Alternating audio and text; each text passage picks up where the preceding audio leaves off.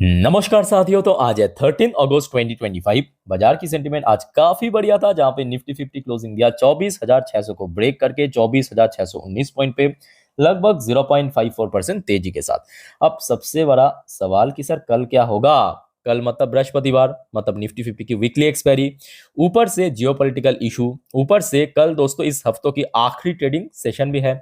सो क्या होगा कल जानेंगे इस वीडियो में। साथ में शेयर मार्केट से रिलेटेड बहुत सारे इंपॉर्टेंट लेटेस्ट अपडेट शेयर करूंगा आपके साथ। उसके साथ साथ ग्लोबल मार्केट का हालचाल, एफएसडीएस का डेटा और मोस्ट इंपॉर्टेंट पार्ट कल मार्केट एनालिसिस। तो रिक्वेस्ट करूंगा आप सभी को प्लीज वीडियो को बिना स्किप के पूरा अंत तक जरूर देखना। और खास करके इस वीडियो की आखिरी 3-4 मिनट पे जब हम मार्केट को एनालाइज करेंगे, समझने की कोशिश करेंगे कि कल यानी 14 तारीख मार्केट किस तरफ जा सकते हैं, उसको तो कतई मिस मत करना। ओके, अच्छा सबसे पहले चलिए देख लेते हैं कि आज हमारे मार्केट एनालिस्ट ने क्या कहा। आज क्लोजिंग के बेस पे कल यानी बृहस्पतिवार मार्केट किस तरफ जा सकता है। दोस्तों आज इस टॉपिक को कवर किया एलकेपी सिक्योरिटीज की तरफ से एक एनालिस्ट ने। अब क्योंकि देखिए आज निफ्टी 50 बैक टू बैक दो इंपॉर्टेंट रेजिस्टेंस को ब्रेक किया, एक 24,500 और दूसरा 24,600, और काफी ऊपर आके क्लोजिंग देने के कारण अभी जो है ना उम्मीद इनके तरफ से काफी बढ़ चुका है। तो अभी इन्होंने कहा कि देखिए 24,700 हो सकता है रेजिस्टेंस, बट उसके साथ साथ एक और इंपॉर्टेंट लेवल भी इन्होंने कहा कि अगर मान लीजिए कि 24,700 से रैली शुरू हुआ तो तकरीबन 25,200 की तरफ बढ़ सकता है शॉर्ट टर्म बेसिस पे। बट आई डोंट थिंक कि कल इतना जल्दी 25,000 को रिक्लेम कर लेगा। अगर कर लिया तो बहुत बढ़िया, बट होने का चांस काफी कम है। फिलहाल के लिए मैं कहूंगा 24,750 भी अगर क्रॉस करके चला गया तो भी बहुत बड़ी बात है, जो भी सिचुएशन है आज की डेट में, है ना। अच्छा नीचे की तरफ सपोर्ट इन्होंने मेंशन किया अभी 24,337 पॉइंट को, मतलब सोमवार की जो इंट्राडे लो। ओके, अच्छा दोस्तों अगर मैं आप सभी को पूछूं कि सर आपको क्या लगता है, मतलब कल बृहस्पतिवार किस तरफ रहेगा मार्केट, मतलब क्या ऊपर जाएगा, नीचे आएगा या कंसोलिडेट करेगा बीच में, जो भी आपके अनुसार लगता है कमेंट करके बताइए। अच्छा सेम टॉपिक को कवर किया मनी कंट्रोल की तरफ से दूसरे एक और एनालिस्ट ने बाजार के बारे में अपना एक विचार रखा, पॉइंट ऑफ व्यू रखा। देखिए technical view, Nifty needs clear breakout above 24,700, मतलब जहां पे आज एक्चुअली बार बार यहां पे रिजेक्शन हो रहा था, टू सस्टेन बुलिश मोमेंटम। अगर बुलिश मोमेंटम पाना है मार्केट में तो 24,700 को क्रॉस करके ऊपर जाना पड़ेगा, ब्रेकआउट देना पड़ेगा। और उसके साथ साथ बैंक निफ्टी के लिए क्या कहा, bank Nifty indicate bullish reversal, जो कि आज ऑलरेडी हो चुका है। अच्छा इनके तरफ से भी एक रेंज मेंशन किया, जैसे कि 24,500 से लेके 24,800। फिलहाल दोस्तों इस टॉपिक को इस वीडियो की आखिरी 3-4 मिनट पे हम अच्छे से कवर करेंगे, एक्सप्लेन करेंगे। बट उसके पहले आज दोस्तों बहुत सारे इंपॉर्टेंट इकोनॉमिकल डेटा, बहुत सारे वाइटल रिपोर्ट, बहुत सारे जियोपॉलिटिकल अपडेट आया, जो कि आपके साथ मैं शेयर करूंगा। तो थोड़ा सा पेशेंसली स्टेप बाय स्टेप करके देखते और समझते जाइए। अच्छा सबसे पहले दोस्तों मैं आपको थोड़ा सा रिमाइंड करने की कोशिश करूंगा, जैसे कि येस्टरडे मतलब मंगलवार को भारत की सीपीआई इन्फ्लेशन रेट आउट हुआ था। ठीक वैसे दोस्तों कल यानी बृहस्पतिवार 14 तारीख को याद रखना भारत की एक और important inflation data WPI wholesale price index, ये डेटा पे आउट होगा। इस बार देखिए उम्मीद तो है कि काफी बढ़िया हो सकता है, -0.30%। अब एक्चुअल डेटा अगर इससे भी कम हो गया तो और भी अच्छा बात है, ठीक है। सो डोंट वरी, यहाँ पे मैं आपको अपडेट दे दूंगा कल सेम टाइम की वीडियो में। अच्छा नेक्स्ट अपडेट आप देखिए, आज जापान की पीपीआई जीडीपी डेटा आउट हुआ। देखिए जीडीपी बेसिकली 3 प्रकार की होता है, जिनको नहीं मालूम जान लीजिए। जीडीपी एक हो गया आपका नॉमिनल जीडीपी, दूसरा हो गया रियल जीडीपी और तीसरा हो गया पीपीपी। पीपी मतलब प्रोड्यूसर प्राइस इंडेक्स। आज एक्चुअली जापान की पीपीआई जो जीडीपी डेटा है वो आउट हुआ। प्रीवियस जो मंथ पे था 2.9%, फोरकास्ट आया था कि इस बार थोड़ा ड्रॉप हो सकता है 2.5%, बट एक्चुअल डेटा दोस्तों काफी बढ़िया रहा। देखिए हो सकता है मंथली बेसिस पे डिक्रीज हुआ है, बट स्टिल फोरकास्ट से अगर हम कैलकुलेट करें तो थोड़ा सा इंक्रीज हुआ, ठीक है, मतलब जो उम्मीद था उससे थोड़ा बेटर हुआ। अच्छा नेक्स्ट देखिए, आज की डेट में सबसे ज्यादा चर्चित विषय क्या है। अगर मैं आपसे पूछूं तो आप कहेंगे कि सिंपल बात है कि भारत के ऊपर जो 50% टैरिफ इंपोज हुआ है यूएस की तरफ से, उसको लेके चारों तरफ चर्चा है। तो जी हाँ एकदम सही है। तो उसके बेस पे भारत की इकोनॉमी में कितना इम्पैक्ट पड़ सकता है, तो उसके ऊपर अलग अलग ब्रोकरेज ने, अलग अलग रेटिंग कंपनी ने अपना अपना ओपिनियन शेयर किया। जैसे कि एसपी ने कहा, US tariff not to impact India's growth, no threat to positive outlook on sovereign rating. और साथ ही साथ इंडिया की इकोनॉमी की रेटिंग जो है, जैसे कि होता है ना कि कोई कंपनी की परफॉर्मेंस के ऊपर बेस करके कोई रेटिंग कंपनी ने रेटिंग दे दिया, ठीक वैसे ही जो प्रेजेंट सिचुएशन है उसके ऊपर बेस करके जो भारत की इकोनॉमी के ऊपर एसपी ग्लोबल ने एक बढ़िया रेटिंग दी। एक बार मैं आपको दिखाना चाहूंगा, just a minute, just a minute, ये देखिए रेटिंग दोस्तों को बहुत ही अच्छा दिया। और जो यहाँ पे ग्रोथ की फोरकास्ट 6.5% रखा है, मतलब इसमें कोई चेंजेस नहीं किया। ओके, लेट्स सी आगे क्या होता है, जो भी होगा अपडेट मैं आपको दे दूंगा। अच्छा हाँ, ये मिल गया रेटिंग आपके, ये देखिए सोवरेन रेटिंग आपके बी माइनस दिया है, ठीक है। अच्छा यहाँ पे माइनस मतलब ये मत समझना कि खराब दिया, तो जी नहीं, यहाँ पे कुछ कैटेगरी होता है, उस हिसाब से मैं कहूँगा ये अच्छी है। उसके साथ साथ पॉजिटिव आउटलुक भी दिया। अच्छा आगे बढ़ते हैं, नेक्स्ट इंपॉर्टेंट रिपोर्ट है आपके CEA2 इंडिया इंक। क्या कहा रिपोर्ट में, देखिए US tariff impact will fade in 6 month. तो इस इकोनॉमिस्ट के हिसाब से यूएस टैरिफ जो इम्पोज हुआ है भारत के ऊपर, ये नेक्स्ट 6 महीने के अंदर फेड हो जाएगा। Think beyond the next quarter, तो आपको उससे आगे सोचने की आवश्यकता है, इन्होंने कहा। अच्छा उसके बाद देखिए एक और मार्केट एनालिस्ट जिनका नाम है रोहित श्रीवास्तव, तो इनके तरफ से कहा गया शॉर्ट टर्म प्रेशर में persist but long term market outlook remain positive. Let's see आगे क्या होता है, बट मेरे हिसाब से सही भी है, क्योंकि इसके पहले भी आपको मैं बार बार कहा था। देखिए यूएस की तरफ से जो 50% टैरिफ भारत के ऊपर इम्पोज किया है, हाँ ये बात भी सही है कि देखिए इसका एक इमीडिएट इम्पैक्ट ऑलरेडी आपको देखने को मिल रहा है मार्केट में, बात करें या हो सकता है कि आगे कुछ क्वार्टर में आपको देखने को मिलेगा, but still long term basis पे कोई यहाँ पे कमी नहीं है। या आप कह सकते हो लॉन्ग टर्म बेसिस पे जो भारत की इकोनॉमी की आउटलुक है ना, वो बहुत ही बढ़िया है। और खास करके आप देखिए भारत में इन्फ्लेशन कम हो रहा है, इससे बड़ी बात क्या हो सकता है। इन्फ्लेशन अगर कम हो गया भारत जैसे डेवलपिंग नेशन में, इससे अच्छी बात तो हो ही नहीं सकता है ना।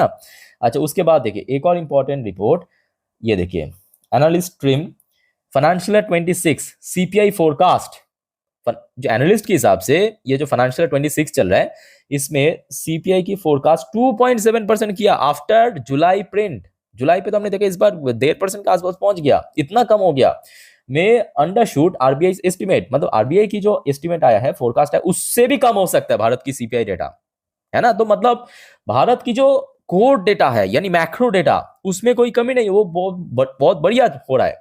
जो भी हो रहा है वो बाहर से हो रहा है, एक्सटर्नल इफेक्ट की वजह से हो रहा है। क्लियर हो चुका है। अच्छा आगे बढ़ते हैं, देखिए अब बात करेंगे कुछ इंडिविजुअल कंपनी के ऊपर अपडेट है, जैसे कि इन्फोसिस टू बाई 75% जो कंट्रोलिंग स्टेक एक दूसरे कंपनी है टेलस्टर नाम करके, टेलस्टर यूनिट फॉर $153 मिलियन। एक दूसरे कंपनी है टेलस्टर यूनिट, इसके अंदर 75% की जो कंट्रोलिंग स्टेक है पिक कर लिया। और ये शाम की अपडेट है, बाजार क्लोज होने के बाद का। तो कल दोस्तों इन्फोसिस की शेयर को नजर रखना, बिकॉज ऑफ ये निफ्टी 50 का पार्ट भी है। अच्छा नेक्स्ट दोस्तों, आपको पता होगा ये जो लास्ट सैटरडे को मैं आपको एक अपडेट दिया था। अपडेट क्या दिया था कि आईसीआईसी बैंक ने क्या किया कि अपने जो मिनिमम बैलेंस होता है ना, कि कोई बैंक में अगर आपने खाता ओपन किया है, आप अगर उस बैंक की ग्राहक हो, उसमें एक मिनिमम बैलेंस होना मतलब होता है कि हाँ आपको मिनिमम 1,000 रुपए या 5,000 रुपए रखना ही पड़ेगा, है ना। अगर नहीं रखा तो पेनल्टी होगा। तो आईसीआईसी बैंक ने रिसेंटली क्या किया था कि इसके पहले जो आईसीआईसी बैंक की नियम था कि 10,000 था, 10,000 मिनिमम बैलेंस रखना ही पड़ेगा सेविंग्स अकाउंट में, है ना। तो उसको इंक्रीज करके 50,000 कर दिया, 50,000। उसके बाद बहुत बुरी तरह बैकलैश हुआ, मतलब चाहे ग्राहक की नजर से हो या आप शेयर होल्डर की नजर, बुरी तरह यहाँ पे बैकलैश होने के बाद आज कंपनी फाइनली ये डिसाइड किया कि क्यों ना हम 50,000 नहीं, उसको कम करके 15। और यही बात आपको मैं सैटरडे भी किया कहा था कि देखिए 10,000 से 50,000 बढ़ाना ये कोई मतलब बहुत ही शॉकिंग बात है कि भाई सीधा सीधा 5 गुना इंक्रीज कर देना। बहुत सारे लोग हैं जिनको जो एफर्ट नहीं कर सकते, 50,000 मतलब बहुत ज्यादा, है ना। और वो 50,000 मतलब रखना ही पड़ेगा कुछ भी हो जाए, है ना। सो 10,000 15,000 ये चलो ठीक है, 50% इंक्रीज किया। लेट्स सी कल कैसा रिएक्ट होता है शेयर में। एनीवे नेक्स्ट इंपॉर्टेंट अपडेट आप देखिए, India set to allow its private firms to mine and import uranium. दोस्तों यहाँ पे यूरेनियम की बात हो रहा है, uranium to help nuclear expansion. इसका मतलब आप समझ सकते हो ना, मतलब बहुत डीप है। देखिए आज की डेट में हो सकता है कि भारत की जो सरकारी कंपनियां वही बेसिकली माइनिंग वगैरह करता है, यूरेनियम की बात करें, रेयर अर्थ की बात करें। अब हर किसी को मालूम है ये जो सब सरकारी कंपनी है ना, मोस्ट ऑफ द कंपनी निकम्मा है, काम धंधा करता नहीं है ठीक से, बैलेंस शीट आपके सामने ही है। तो अभी भारत सरकार ने ये डिसाइड किया क्यों ना, देखिए अगर भारत को और फास्ट पेस में आगे बढ़ाना है, ये बात तो एकदम सही है कि प्राइवेट फर्म को आगे लाना पड़ेगा, प्राइवेट सेक्टर को आगे लाना पड़ेगा। तो अभी क्या करेगा कि प्राइवेट फर्म्स को दे दिया जिम्मेदारी कि भाई आप माइनिंग कीजिए और इंपोर्ट कीजिए यूरेनियम की, ठीक है, टू हेल्प न्यूक्लियर एक्सपेंशन। अब न्यूक्लियर मतलब आप ये मत सोचना कि न्यूक्लियर मतलब सिर्फ न्यूक्लियर बॉम्ब बनाना ही नहीं, न्यूक्लियर रिएक्टर में भी यूज होता है, न्यूक्लियर सबमरीन पे यूज होता है, बहुत सारे अलग अलग सेक्टर्स में यूज होता है। तो ये मैं कहूंगा कि खास करके जो प्राइवेट माइनिंग कंपनी है, कल दोस्तों इसको ऊपर नजर रखना। समझ आ गया? ओके, आगे बढ़ते हैं। नेक्स्ट इंपॉर्टेंट रिपोर्ट देखिए, draft of national manufacturing mission ready, scheme to be launch soon. बहुत जल्दी दोस्तों ये लॉन्च होगा जो नेशनल मैन्युफैक्चरिंग मिशन, और इसके तहत मैं कहूंगा बहुत सारे इंडस्ट्री को बेनिफिट मिलेगा, ढेरों सारे इंडस्ट्री, क्योंकि यहाँ पे कोई पर्टिकुलर सेक्टर या इंडस्ट्री की बात नहीं हो रहा है, यहाँ पे कंप्लीटली जो मैन्युफैक्चरिंग इंडस्ट्री की बात हो रहा है। और मैन्युफैक्चरिंग इंडस्ट्री में ढेरों सारे सेक्टर्स हैं, है ना, ईएमएस सेक्टर हो गया, फुटवेयर सेक्टर हो गया, या आपके केमिकल सेक्टर हो गया, ये सब दोस्तों, टॉय सेक्टर हो गया, सब मैन्युफैक्चरिंग सेक्टर में आता है। सो ये मैं कहूँगा सरकार की तरफ से बहुत अच्छा प्रयास।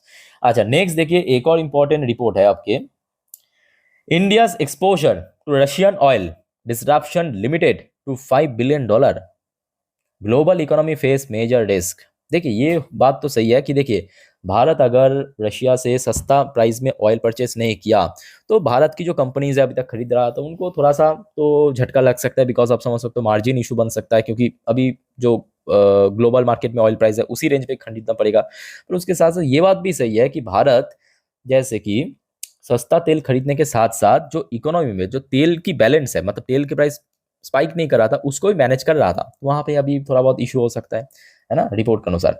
अच्छा, उसके बाद देखिए बोफा की एक सर्वे, बोफा मतलब बैंक ऑफ अमेरिका की एक सर्वे के अनुसार India now least favoured Asian stock market. Let's see आगे क्या होता है। वैसे तो इंडियन मार्केट की स्थिति लास्ट 1-1.5 साल से थोड़ा सा वीक ही चल रहा है, खास करके लास्ट ईयर चुनाव के बाद से। अच्छा, नेक्स्ट दोस्तों बहुत इंपॉर्टेंट अपडेट है, खास करके मैं कहूंगा एलआईसी की शेयर होल्डर के लिए, नोट करके रखना, LIC divestment likely as government could look at selling 2.5 to 3% stake in first transi। जैसे कि आपको पता होगा जो रिसेंट अपडेट के अनुसार एलआईसी की के अंदर जो सरकार की स्टेक है 96%। अब देखिए सेबी की गाइडलाइंस के अनुसार उसको 75% के नीचे करना पड़ेगा। सो अभी जो सूत्रों के हिसाब से न्यूज आ रहा है कि लगभग 2.5 से लेकर 3% कट कर सकता है रिसेंटली, ठीक है, मतलब फर्स्ट जो प्रोसेस के अनुसार।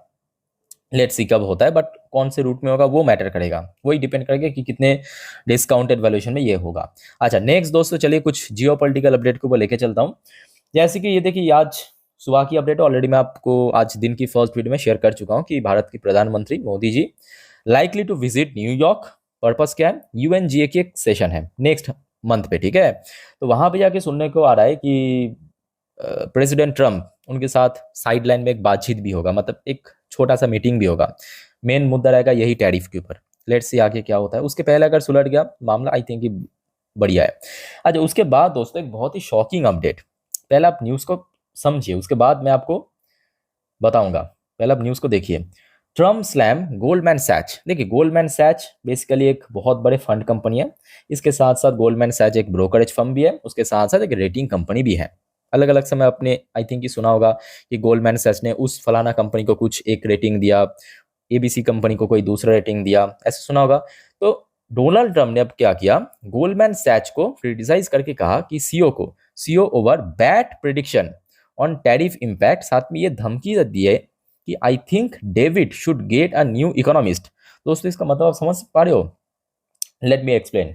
डेविड कौन है, डेविड है आपके डेविड सोलोमन वो है गोल्डमैन सैच की सीईओ, ठीक है। उनको कहा, एक्चुअली देखिए मामला क्या हुआ है कि रिसेंटली जो भी सिचुएशन है ना, यूएस में जो भी सिचुएशन चल रहा है, चाहे सीपीआई डेटा की बात करें, जीडीपी डेटा की बात करें या टैरिफ की मुद्दों पे बात करें, गोल्डमैन सैच जो कि अलग अलग समय पे अलग अलग डेटा के बेस पे, अपने रिसर्च के बेस में अलग अलग इकोनॉमी को रेटिंग करता है।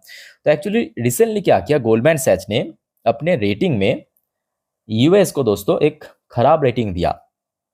उसी को एक्चुअली डोनाल्ड ट्रम्प ने थ्रेट करके कहा गोल्डमैन सैच की सीईओ की कि भाई साहब आपको आई थिंक कि न्यू इकोनॉमिस्ट लाने की जरूरत है। समझ पा रहे हो ना। अब दोस्तों ऐसे ही एक मिलता जुलता न्यूज मैं आपको थोड़ा दिखाना चाहता हूँ। ये आई थिंक 6 था नहीं 5 अगस्त की ये न्यूज है। न्यूज में क्या आया था। द जॉब डेटा, यूएस की जॉब डेटा आउट हुआ था और जॉब डेटा बहुत खराब था, पता होगा आपको, मैं आपके साथ शेयर भी किया था सेम डे पे।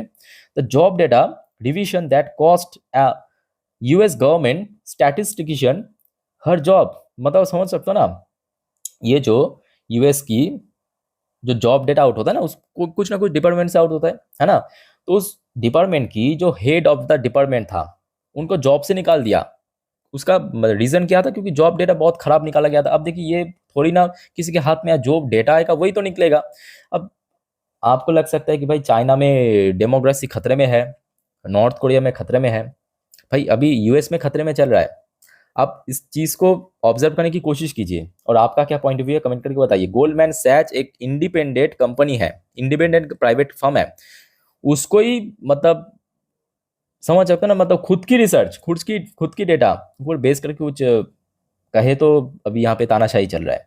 एनीवे आगे और भी बहुत सारे आपको ड्रामेटिक चीज ऐसी देखने को मिलेगा, देखते जाइए। अच्छा, उसके बाद देखिए आज एकदम रात की latest update, ahead of Trump Putin meeting, कब होगा? 15 अगस्त। बहुत इंपॉर्टेंट है दोस्तों मार्केट के लिए। अभी देखिए मार्केट में हो सकता है अच्छा रिकवरी कर रहा है, सोमवार भी रिकवर किया, लास्ट डे थोड़ा बहुत वीक था, आज भी रिकवर किया है, बट स्टिल 15 अगस्त के बाद क्या होगा मार्केट में वो बहुत हद तक मैटर करेगा, ठीक है। अच्छा, तो यहाँ पे न्यूज आ रहा है कि ट्रम्प एंड पुतिन की मीटिंग के पहले जेलेंस्की की तरफ से एक स्टेटमेंट आया है। जेलेंस्की से he won't exchange land for piece.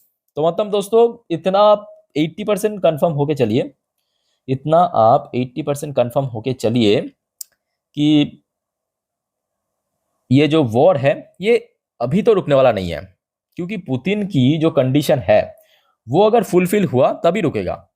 और जेलेंस्की यहाँ पे क्लियरली कह दिया है कि भाई ये जो पीस होगा ये लैंड एक्सचेंज के थ्रू नहीं होगा, क्योंकि डोनाल्ड ट्रम्प यही कोशिश कर रहा है कि भाई कैसे भी करके अगर जंग रुका देना तब तो भाई मेरे चचा को नोबेल पीस प्राइज मिलने से कोई रोक नहीं सकता। अब उसके साथ ही साथ देखिए नेक्स्ट अपडेट ये भी है, फ्रांस की जो प्रेसिडेंट मैक्रोन ने क्या कहा देखिए, Trump want to achieve ceasefire between Ukraine and Russia at upcoming Alaska summit पे। डोनाल्ड ट्रम्प चाहता है कि यूक्रेन और रशिया के भीतर जो एकदम सीज फायर हो जाए। अब इसमें फायदा किसको मिलेगा? ट्रम्प को मिलेगा, क्योंकि मेरा चाचा पहले कोशिश किया था भारत और पाकिस्तान के भीतर सीज फायर, अब वो तो मोदी जी ने काट दिया, जो जो भी नोबेल मिलने का उम्मीद था उसमें पानी डाल दिया। तभी कोशिश करें अगर अगर कैसे भी करके यूक्रेन और रशिया के भीतर सीज फायर करवा दिया जाए, बस तब तो पक्का है। मतलब दोस्तों अभी माहौल जो है ना, अभी मैं कहूँगा बहुत ही ज़्यादा अनसर्टेन, बहुत ज़्यादा अनप्रेडिक्टेबल है, चल रहा है। सो कभी भी कुछ भी आ सकता है और आप भले बात ही समझ सकते हो कि अभी जो मार्केट है, मार्केट मूव इसीलिए भी कर रहा है जो भी जियोपॉलिटिकल अपडेट आ रहा है उसके बेस पे, ठीक है। सो देखिए इससे रिलेटेड अगर कुछ भी अपडेट आ गया, खास करके 15 अगस्त तो बहुत इंपॉर्टेंट, तो डोंट वरी मैं आपके साथ तुरंत शेयर कर दूंगा। और आप सभी को दोस्तों एक छोटा सा रिक्वेस्ट करूंगा, अगर आपने चैनल पे नहीं हो या तो चैनल को सब्सक्राइब नहीं किया तो प्लीज़ फटाफट सब्सक्राइब करके रख दीजिए ऐसे इन्फॉर्मेटिव वीडियो हर रोज पाने के लिए, ओके। अच्छा चलिए फिलहाल चेक करते हैं अभी फिलहाल यूएस मार्केट की स्थिति कैसा है। देखिए डॉ जोन्स अभी यूएस में लोकल टाइम दोपहर 1 बजे पे, पोजीशन तो अभी फिलहाल अच्छा ही चल रहा है, 0.69% ऊपर। नैस्डैक की बात करें वो भी आई थिंक कि बढ़िया चल रहा है। नैस्डैक तो आई थिंक कि हाई भी टच किया, हाँ आज लाइफ टाइम हाई टच किया, ये देखिए 21,803 पॉइंट पे। उसके बाद थोड़ा बहुत स्लिप किया है, इतना चलने के बाद थोड़ा सा स्लिप किया है। एनीवे यूएस की 10 साल की बॉन्ड डील फिलहाल थोड़ा नीचे चल रहा है, ऑलमोस्ट 1.5-2% नीचे। अच्छा, ब्रेन क्रूड की प्राइस थोड़ा सा डिप किया है, 1.47% नीचे, चलो ठीक है, बहुत सारे ऑयल से रिलेटेड कंपनी के लिए अच्छी बात है। अच्छा, इंडियन करेंसी की वैल्यूएशन मैं कहूँगा एक स्टेबल पोजीशन पे है, जो कि बेस्ट पार्ट है, इसमें कोई भी बहुत बड़ा चेंजेस देखने को नहीं मिला। अच्छा, कुछ इंडियन कंपनी की पोजीशन थोड़ा सा आप देख लीजिए, जैसे कि Wipro limited ADR version 1.68% positive में चल रहा है, चलो बढ़िया। अच्छा, इन्फोसिस की एडीआर वर्जन 2% ऊपर आ चुका है, क्यों? अभी आपको मैं क्या अपडेट दिया था पता होगा, एक और बार मैं आपको दिखा देता हूँ कौन सा अपडेट था, जस्ट अ मिनट, हाँ ये वाला न्यूज़। 75% स्टेक बाई किया है टेल्स्ट्रा के अंदर, और अभी आप क्या देखा, इन्फोसिस की पोजीशन किधर गया, 2% ऊपर पहुंच चुका है। तो मे भी अगर सब कुछ ठीक ठाक रहा तो कल इंडियन मार्केट में भी इन्फोसिस ठीक ठाक गेन दे सकता है। अच्छा, एचडीएफसी बैंक की एडीआर वर्जन फिलहाल 0.34% पॉजिटिव में, और आईसीआईसी बैंक की एडीआर वर्जन भी फिलहाल 0.26% पॉजिटिव में। तो मतलब ओवरऑल बात करें अभी तो इंडियन जो कंपनीज है एडीआर वर्जन पे ठीक ठाक चल रहा है। आइए अब देख लेते हैं हमारे गिफ्ट निफ्टी किस लेवल पे है। देखिए किधर चला गया।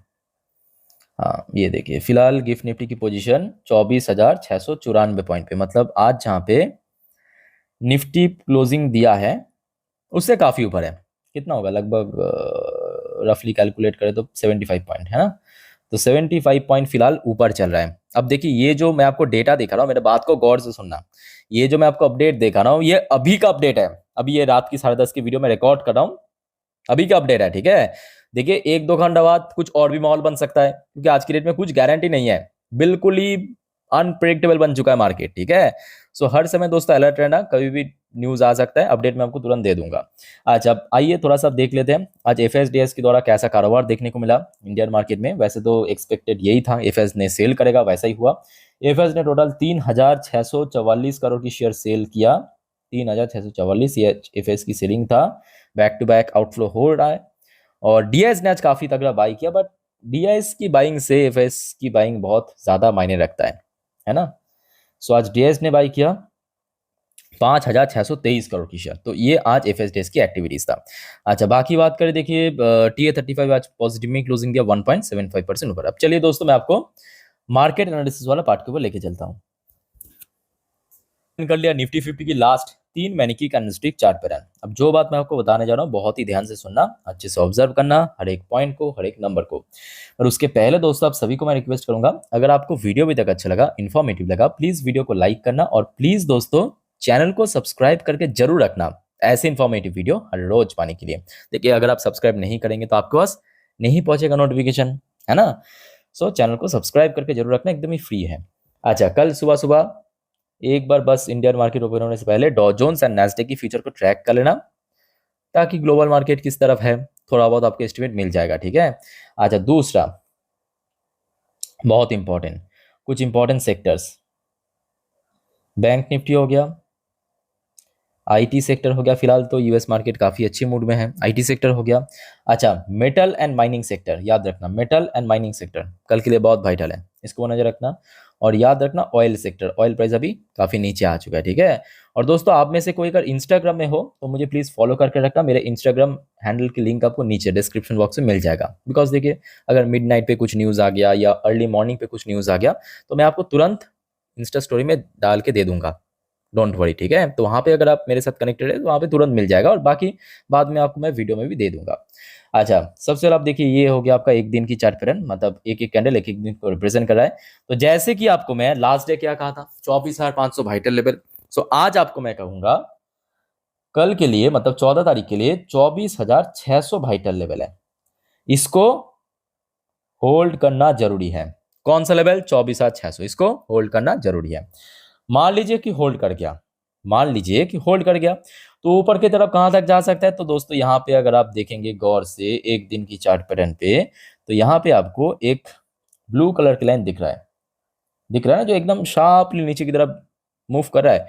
सो ये जो लाइन है कल ऑलमोस्ट यहाँ तक पहुंच जाएगा, यहाँ तक पहुंच जाएगा। तो कल सबसे पहला जो रेजिस्टेंस देगा इसी लेवल पे ही देगा, है ना। सो कल के लिए याद रखना आज जहां पे इंट्राडे हाई टच किया उसी लेवल के आसपास यहाँ पे एक सॉलिड रेजिस्टेंस मिल सकता है। तो ये कौन सा नंबर हो गया, एक बार मैं आपको लिख के देता हूँ।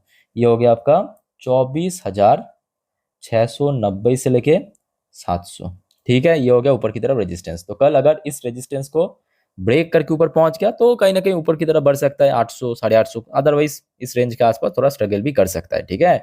और वाइटल लेवल याद रखना 24,600 कल के लिए। अच्छा मान लीजिए कि थोड़ा नीचे की तरफ गिरावट हुआ, थोड़ा सा नीचे की तरफ करेक्शन हुआ, तो क्या हो सकता है। तो उसके लिए अगर आप देखेंगे दोस्तों, आपको मैं कल जहां पे रेजिस्टेंस कहा था 24,600, उसको तो आज ब्रेक करके ऊपर पहुंच गया, पर उसके नीचे अगर आप देखेंगे 24,500, ये हो गया अभी के लिए सबसे इंपॉर्टेंट सपोर्ट लेवल। क्लियर हो चुका है, निफ्टी की बात है। अच्छा बात करेंगे बैंक निफ्टी।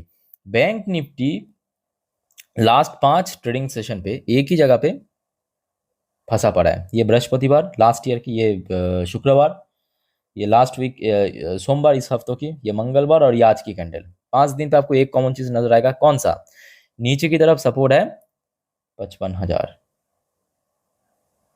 है ना। तो कल के लिए हो गया आपका बैंक निफ्टी की सपोर्ट। अच्छा, ऊपर की तरफ अगर आप गौर से देखेंगे लास्ट चार कैंडल तो यहाँ पे आपको नजर आएगा कि ये जो वाला पोर्शन है ना, मतलब जो हेड है वो धीरे धीरे नीचे की तरफ छोटा होता जा रहा है, कम होता जा रहा है नंबर वाइज। सो आज जहाँ पे इंटरडे हाई टच किया, मतलब इस पर्टिकुलर लेवल पे, कल दोस्तों सबसे पहले यहाँ पे रेजिस्टेंस मिलेगा। कौन सा लेवल? 55,300। अगर ये लेवल को सक्सेसफुली क्रॉस कर लिया तो उसके बाद ये वाला जो टिप है यहाँ पे रेजिस्टेंस मिल सकता है, जिसका नंबर 55,600 के अराउंड। ठीक है। सो ये दोस्तों हो गया आपका निफ्टी 50 एंड बैंक निफ्टी। अच्छे से मैं आपको एक्सप्लेन कर दिया candlestick chart pattern and indicators को बेस करके। बाकी देखिए, और कोई आपका डाउट्स है, कंफ्यूजन है, कमेंट करके बताइए। और एक और बात, बाजार अभी बहुत रिस्की है, याद है, तो गलती मत करना। गलती से भी FNO trading, intraday, put call, buy sell, hold, इस सब के चक्कर में मत पड़ना। खास करके आप इस टॉपिक पे बिल्कुल ही कोई नॉलेज या एक्सपीरियंस नहीं रखते हो तो हाँ, नॉर्मली वीडियो देखिए, सीखिए, जानिए। कोई दिक्कत है तो मैं हूँ आप लोग के लिए, कमेंट करके बताइए। और दोस्तों चैनल को सब्सक्राइब करके जरूर रखिए। तो फिलहाल इस वीडियो को वाइंड अप करता हूँ, मिलते हैं नेक्स्ट वीडियो में। टेक केयर, बाय बाय, जय हिंद।